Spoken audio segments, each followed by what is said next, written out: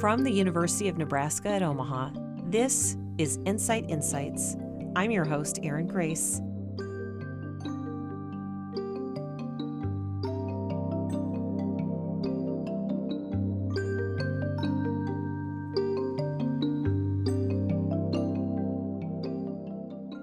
Well, welcome guests to NCITE Insights. I have with me today two amazing experts and can't wait to get into it, but I feel the need to apologize up front, ladies, because to our audience, we only have 30 minutes and that is just not going to be enough time for the task at hand. So we'll just have to be real succinct, no pressure, okay? We have Dr. Bettina Rottweiler. So she is here on staff at NCITE, criminologist, but I should say social scientist, given what you've told me about your big background. Yeah. So welcome. And then, of course, Brenna Helm, almost Ph.D., ABD, also social scientist, but criminologist is how I should refer to you. Awesome. Well, we've got a lot to unpack. I am thinking maybe it's summer and my 17-year-old doesn't get out of bed before noon. Hi, Sawyer. That's hat tip to you. Likes to snuggle with a bag of Doritos at night and also his phone. And this is a losing battle I've had over this device, but I'm thinking of him and other teenagers in this season of summer when they've got more time on their hands, more devices in their hands, and you both are studying problems that concern me as a parent, but also as an American, a citizen of the world. And so I want to just get right to it. Bettina, can you tell me what you're doing about youth recruitment and mobilization here for NCITE? Mm-hmm. So I'm leading a project here at NCITE, which Brenna's part of as well. And we're really looking at youth recruitment and mobilization. So what we are really trying to understand is like how our youth are being strategically targeted and exploited by extremist organizations, how they become recruited, and then also when they're part of these networks, organizations, what are the factors that makes it more likely that they actually will engage in violence. So really, we're not just looking at radicalization, so when they develop the beliefs and adopt the ideologies, we're really also looking what are the factors that kind of move them into the action space. So what mobilizes them to engage in violent extremist action.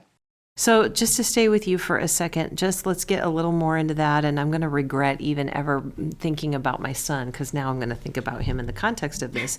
But how, as a parent, how, as a teacher, a friend, someone in their immediate circle, what should we be looking for when he's telling me he's just watching, the NBA or what have you? But what would I need to worry about? Yeah, that's quite a difficult question because we obviously know that young people are increasingly being online, being exposed to these online platforms, whether it's gaming or mainstream social media sites. And generally, necessarily, that's not a bad thing. That's very normal for these teenagers. And as they become older, obviously, they gain an independence. And that is a very important thing that you need to provide them.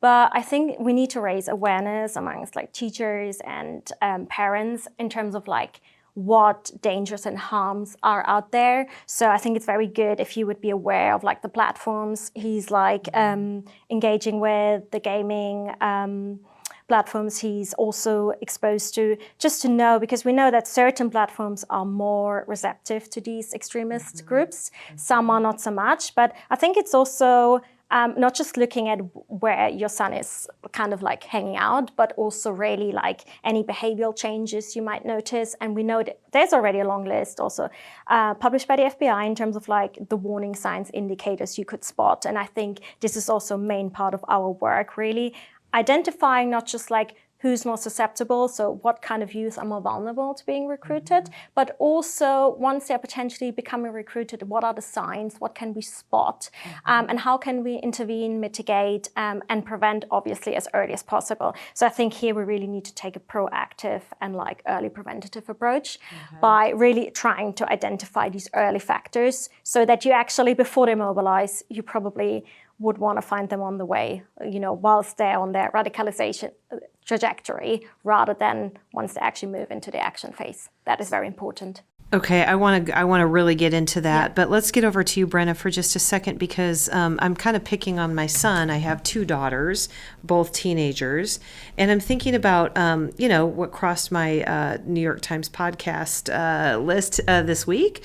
The boys are not okay, and when you go searching, at least on the New York Times website for manosphere, it's like boom, boom, boom, boom, boom, and so I am kind of more worried or concerned about my son than my daughters at this point. Maybe you should say no, you're wrong. You should really be worried about them. But tell me why, when we look at what you're studying with Bettina, that when it comes to youth recruitment, youth mobilization to violence, why are boys particularly at risk?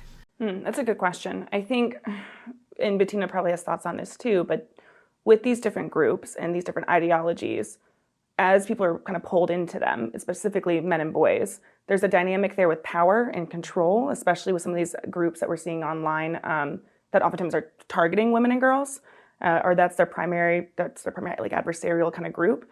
And so it grants this level of power that can be really appealing to how we define masculinity and what it means to be a real man. And so it feeds into that narrative. It's a way of achieving this kind of toxic masculinity, which is a group of traits, not an inherent person, but a group of traits that are rather toxic. And so these different groups really feed on that.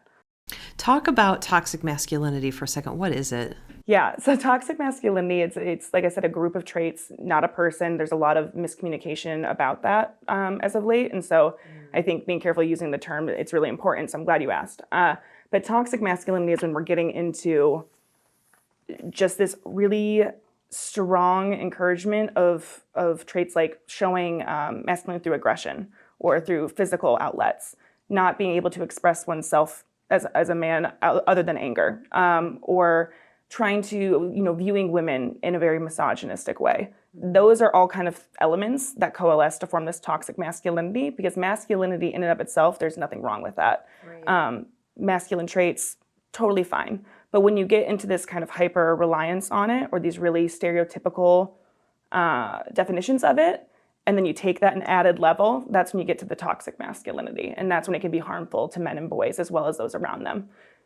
And I understand that's the gist of a show on Netflix that I told my daughter she couldn't watch. Adolescent. She's an adolescent, but I wanted to watch it first. I frankly don't know if I want to watch it. So up front to viewers, I haven't seen it, but you've seen it.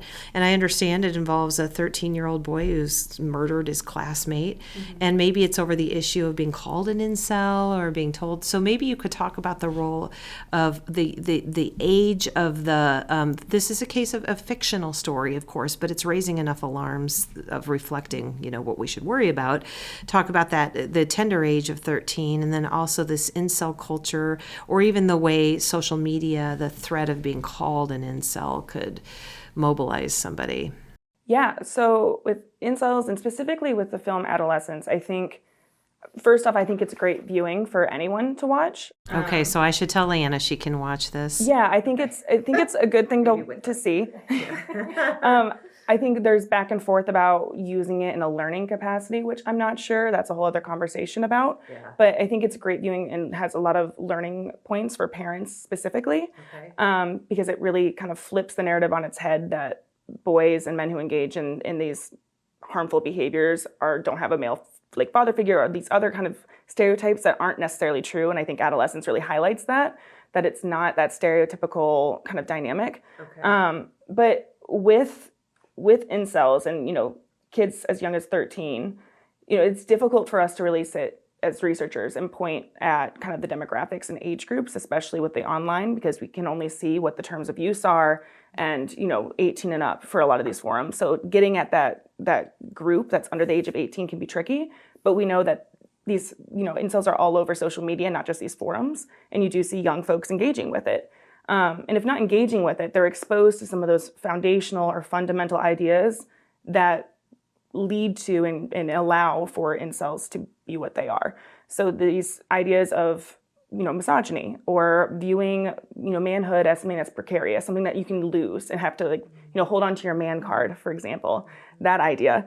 All those different really problematic narratives feed into and have allowed incels to proliferate the way that they have in these communities. And so one reason, for example, I say Adolescence and having some hesitancy with showing it in schools is because the framing of that could be either misconstrued or inadvertently given to young boys as you're the problem group. And that can push folks who already feel stigmatized and really feed into this, I'll say, pre-existing victimhood narrative that incels have. And that's just another, it's more fodder to pull people in and keep them there, because then they can all coalesce after, with this idea of we're all the problem group apparently, but now we have these problems that aren't being addressed, or, we're all suffering the same struggle. It kind of primes people to be able to get involved or for that to be appealing, perhaps. It makes sense to me. And Bettina, maybe you can jump in here on this idea. This was raised, by the way, by the New York Times, so give them credit for asking the question of what's new and different now, though. Because when I think about when I came of age, it's when gangs were coming on the scene. And so some of these same issues you were hearing about, people who were at risk, people who were looking for something a little more, people who were vulnerable to being recruited to belong to this thing that helped make them be bigger than they are. So what is new and different about the way youths are being recruited now? Is it the technology piece, or is it our relational changes because of the technology piece? What would you say? Yeah, I think it's a mixture of a lot of things. I think first and foremost, it is the access to the online world, the sheer amount of information young people can be exposed to now, and how easily they can be reached on these online platforms, gaming platforms too. I think that has significantly changed. I don't think people have necessarily changed, as you said. We all had struggles. I mean, youth is such a transitional phase, adolescence, There's a lot of psychological factors that make kids more vulnerable, and these are the same as we've seen them, decades ago. But actually being online, immersed in these online platforms, I think that is what has changed. And we're also seeing that these threat actors know how to really strategically target, exploit, and manipulate these young people on these platforms. And they're becoming better and better at it. So in order to prevent that, to mitigate it, we also have to step up. And I think, we always had vulnerability amongst young people, and we always will have it. But I think really that exposure to these platforms is really what is new. And I mean, obviously, we had recently, a few years ago, we had the Corona pandemic. I mean, things like that obviously have increased a social isolation amongst young kids, also the way they interact. I mean, they are spending much more time online rather than outside with their peers and community programs and things like that. So I think from a preventative perspective, kind of strengthening these community-based approaches and programs that we could offer to young people, I think would be one way to potentially get them out of this extreme online world and get them in the real world again, where we also can obviously monitor them a lot better, because it's so hard. You don't want to monitor your kid's phone 24/7. Tell me about it. Yeah. Yes, So I think that is really an important point. I mean, social isolation is a massive factor we see, why people become radicalized, why they go and seek out these platforms, these forums online, like-minded people. And once they're there, it's whatever grievance you have, you will find like-minded people who have the same grievance, who reinforce it, who confirm it, who make you feel like suddenly you belong, you're part of a group. And that was more difficult in earlier times. The opportunities have just massively increased. So whatever grievance you have, you go online, you will find like-minded people who say, yes, you're right. And often being in these echo chambers really reinforces it as well. And as we say as well, when we look at how people become involved in conspiracy theories, which are obviously heavily tied to grievances, it's just whilst you're in these forums, you get exposed to other forums because of the algorithms. And it's often like a rabbit hole, It's like a slippery slope, and you get further and further in. You isolate yourself more and more from your peers, from your family. And that's how we usually see radicalization playing out. And it's not just vulnerable youth seeking out these forums, it's also malicious threat actors specifically looking out for vulnerable populations online. Once they have identified them, they know exactly what to do, how to coerce them, how to manipulate them, and how to really get them sucked into that really harmful online world. So it's kind of a push-pull, really, what we're seeing here. Yeah, I know it. And it's scary. And one of the subjects that came up, I guess, this year that I hadn't ever really thought about, but you both have thought about a lot in your research, is this term now NVE, so nihilistic violent extremism. Brenna, do you want to talk a little bit about what that is? Sure. So nihilistic violent extremism is really rooted in kind of destruction for destruction's sake. It's about breaking down and eroding norms and values in society. And so oftentimes it's this larger, just kind of, I don't even know if hatred is the word, but disdain for society as a whole. And so carrying out acts of violence and other things that are designed to kind of get a societal response, cause chaos, instill fear that goes along with that societal response, and just make people and overall society be unstable. And that instability is really what they're thriving on and weaponizing then. Okay. So with some groups, there's, that nihilistic approach. It differs from some other ones, like accelerationists and others, for example, where there's an outcome of now we can create something kind of from the ashes, right? But nihilists, that's not the case. There's no outcome that they're trying to rebuild anything or kind of fill the space. It's just burn it all down. Yeah. Life is meaningless. Life is meaningless. Doesn't mean anything. Really violence for the sake of violence, not violence. What we usually have seen with traditional, or more traditional violent extremist groups, they justify the use of violence in order to achieve social, political, religious goals. But actually, these people do not support any social, political, religious values. They do not have any. So they really just try to destroy.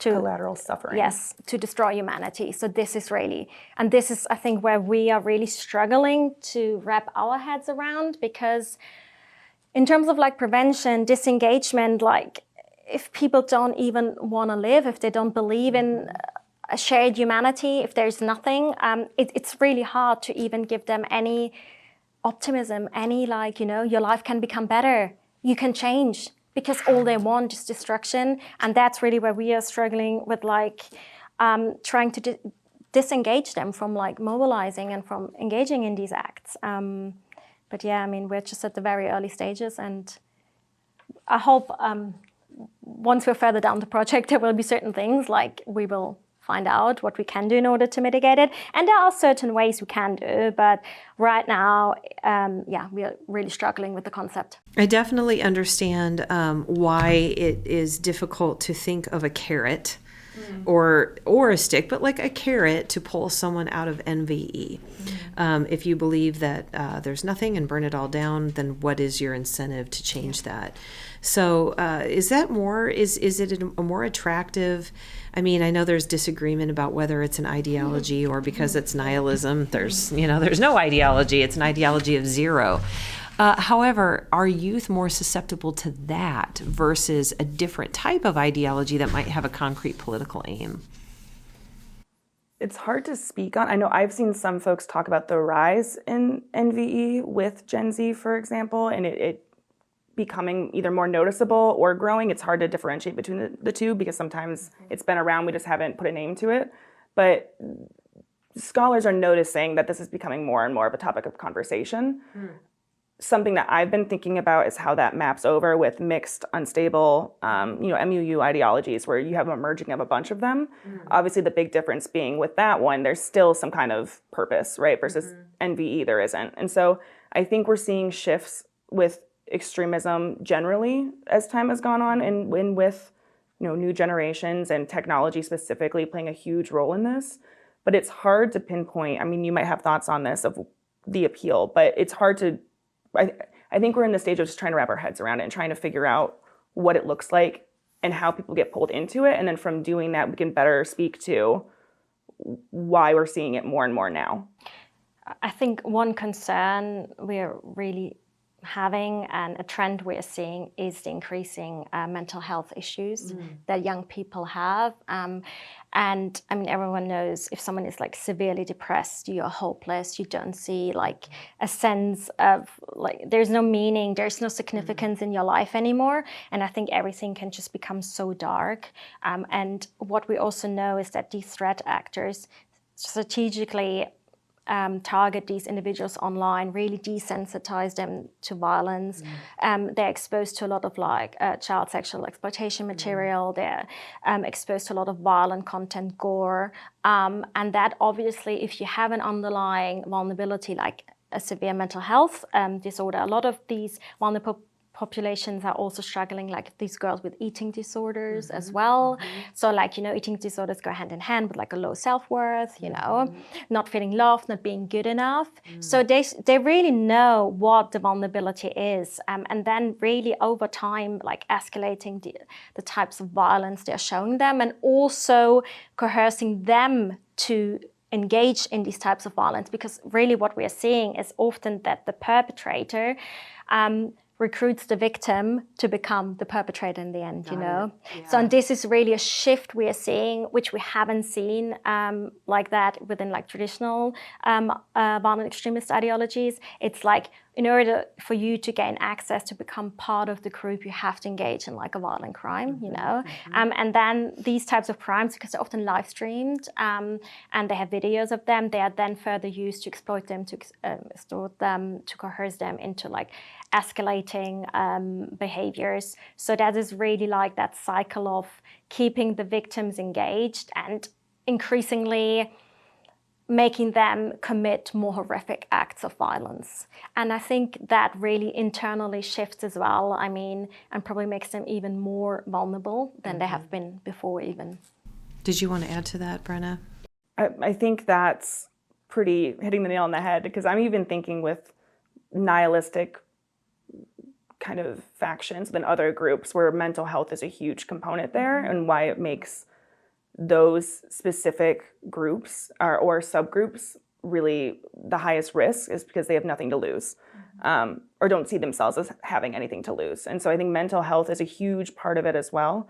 And speaking to, what Bettina is talking about with victims and this coercion and kind of holding them hostage with this material they're getting, it's very much like grooming behavior. And so it's taking things that folks who have been in that lane of research with grooming and targeting of children specifically, and merging that with what we know about terrorism, extremism. And I think that's a newer, whether it's new or something that we're putting more attention on now, that's I think the pivotal part of it. Well, when I hear what you just have said, and I consider my original question from the New York Times, I shouldn't say it's original or even original to them, but what's old is new again, or what is this really different than what we've seen before with at-risk youth doing bad things, essentially, because they feel like they have no other choice. And instantly what you were talking about, I was just thinking of the technology piece, the amplification, the audience. Yeah. And so this is whole next level for parents, right? I go back to my sweet son. I would notice if he was coming and going with different people, right? I would notice if he was coming home late, but if he's in his bedroom on his phone, I have no idea. And when you read these horrible stories of victims of 764 who are the perpetrators, who were coerced into committing an act of violence, their parents had no idea. They were doing it in a bedroom closet, until it gets to that too late mark, where you can't pull them back, where a crime has been committed and they're being adjudicated, which I think is the, adolescence. That's what that's about, right? And so this young person has committed an act of violence and the parents didn't see it coming. And I feel like we're at this moment where we didn't see it coming. And part of the reason, and by the we, you see it coming, but I'm saying the larger collective we don't see it coming, is because there's too much to look at. So right now, when you consider why is nihilism in vogue, part of me says I could tell you, because this Gen Z that I parent is getting bombarded with negative headlines all the time that tell them their world is falling apart, by any measure. There's not a lot of other stuff to balance out that narrative.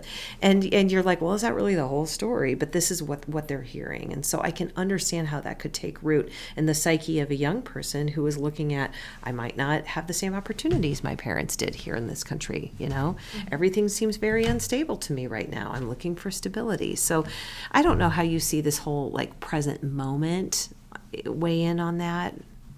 I'm sorry, I'm doing a lot of talking. You're the smart people, so. Don't say that. No, for sure. I think especially nowadays where we've seen a lot of challenges in our society and like struggles and international conflicts play into that as well.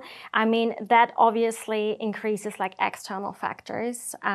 It also increases people's like life perspectives, you know, the opportunities they think they have. And all sorts of things. So this really is feeding their vulnerability. So what makes them more vulnerable? And then obviously, if you're exposed to these online forums, I mean, yeah, that's kind of like an outlet. It's kind of like almost a solution, you know? It's almost like a parallel world where you don't have to deal with the real world problems, or where every problem you have, someone will say, yes, you are justified. Yes, you are right. You are not alone. Right. And I think this is really where that struggle is, and that young people especially like increasingly less seek out like offline connections and really try to solve their issues, live their lives online. I think that is a massive issue we are seeing. But I mean also in terms of like mental health crisis, which we're seeing, and the rise of neurodivergence and things like that.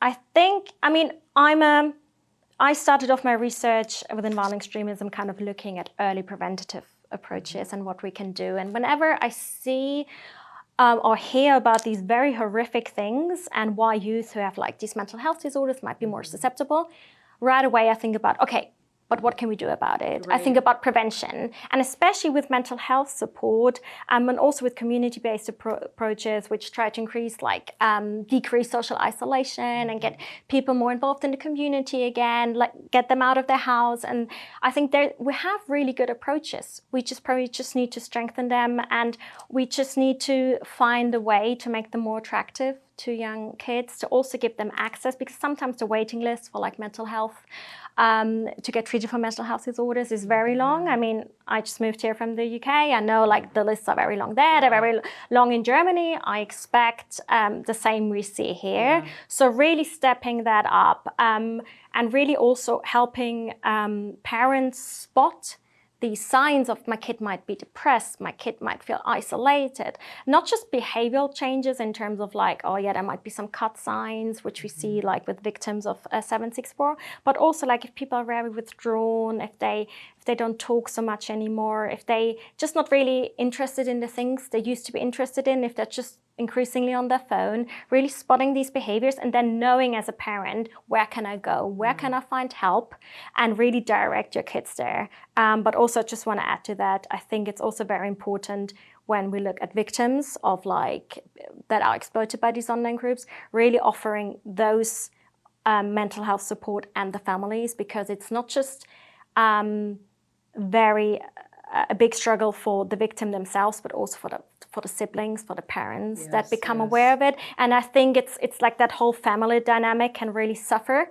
And the family relationship as a protective factor, as a support factor is so important. So I think really strengthening and offering support to the parents and the siblings as well, I think is a very important measure that we should take and that we should increase, and really also increase our resources, funding for that, because that's something really early on. And if you improve someone's mental health, you're not just preventing them from becoming radicalized or mobilizing to violence. You know, there's a lot of harms that can be prevented. It increases life satisfaction, productivity at work, loads of things. We know suicide rates are really high in the Western world. Like, I think you could tackle a lot of harms very early on before they escalate. Yeah, that's a really good point and well said. I'm getting the high sign here. So Brenna, do you have any last words to add? I mean, just to echo what Bettina said, I think it's important that there's the open line of communication and there's that transparency, and people feel comfortable talking amongst themselves and their family to be able to kind of combat the different ideologies that are being normalized. For example, things like misogyny.